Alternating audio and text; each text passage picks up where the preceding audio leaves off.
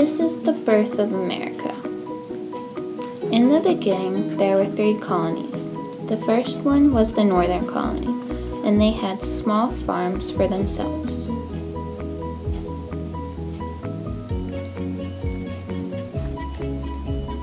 And they were mainly industrial.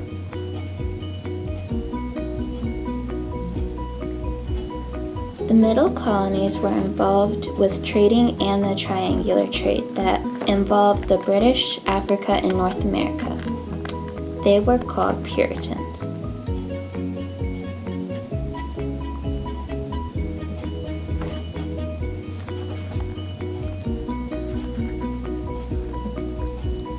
The last were the southern colonies. They had plantations primarily for growing crops.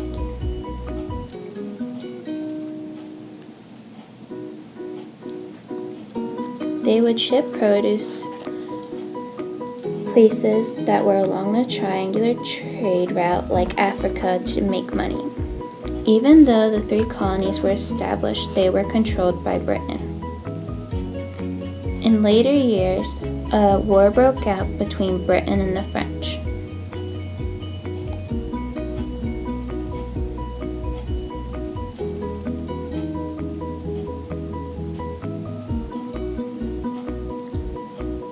The French and Indians were allies, and they were fighting against the British.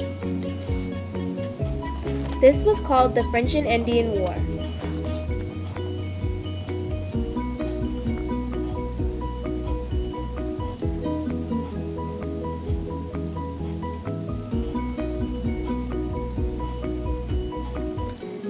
Because the French expanded into the Ohio River Valley, that it came into conflict with the British because they thought it was their land. This war caused a lot of debt for the British because the British were in so much debt they had to tax the American colonies. Taxation against the Americans caused the American Revolution, which was their defiance against the British.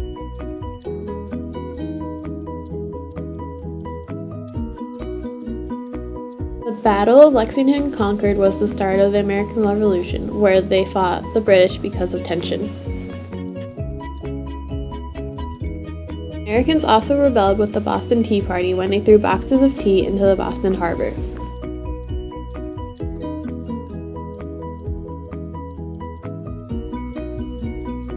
The Americans wanted to have their own independence away from the British, so they created the Declaration of Independence and the Bill of Rights.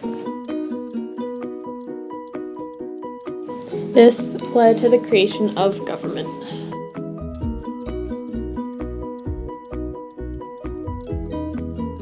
In the government, they established 3 branches of government, which were judicial, legislative, and executive. The Bill of Rights was created to improve the Constitution, and it protected the Americans from the British. The Constitution balanced control between the national government and the states. This created democracy between states and the people. The Missouri Compromise was an agreement between the North and the South on which states were free states and which states were slave states. The North had 13 states and the South had 9 states. These states remained that way until the Kansas-Nebraska Act of 1954 was established. Abraham Lincoln's main issue was that he was anti-slavery. The North was not affected by this because they were also anti-slavery and had small farms and slaves were not needed. But the South was pro-slavery and felt Abraham Lincoln was against them. Abraham Lincoln was elected president, and this caused a major tension between the North and the South. These tensions soon led to the Civil War. Because the South was angry with Lincoln's decision to oppose slavery, 11 states declared a secession and formed the Confederate States of America. The North controlled the border states, which were the slave states that never declared a secession from the U.S. These states were Delaware, Kentucky, Maryland, Missouri, and West Virginia, which broke away from Virginia.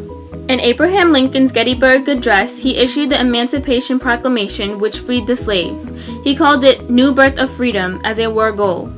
Because the Civil War destroyed the southern areas in the United States, a process of Reconstruction happened. The slaves were free, and that meant they did not have to work on the fields anymore. This caused a major money loss because the South had no way of growing crops to sell and make money. Abraham Lincoln tried the sharecropping system, which was when black people rent the land from white plantation owners and grow the crops to pay them back. This did not work. In the end, Reconstruction did not help the blacks. All it did was create racism. The Ku Klux Klan was a group that targeted blacks.